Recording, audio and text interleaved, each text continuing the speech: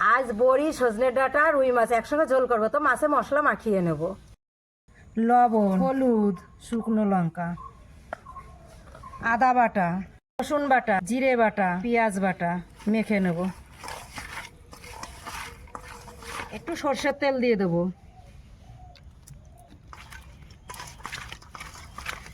5 মিনিটের জন্য ঢাকা দিয়ে রাখবো। আগে বড়িটা ভেজে নেব। লবণ দিয়ে দেবো, একটু হলুদ দিয়ে দেবো।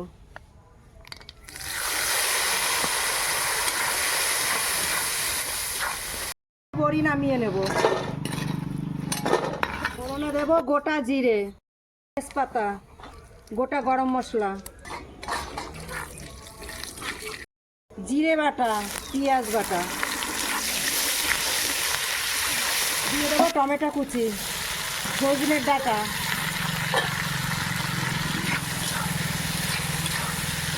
অল্প পরিমাণে লবণ দিয়ে দেবো, একটু হলুদ,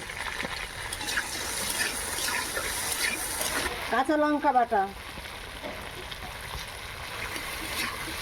এবার মশলা মাখানো মাছ দিয়ে দেবো, ভেজে রাখা বড়ি দিয়ে দেবো,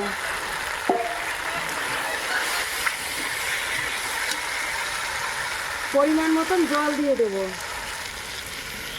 এবার ঢাকা দিয়ে জাল করে নেব। এবার ঢাকনা তুলে নেব।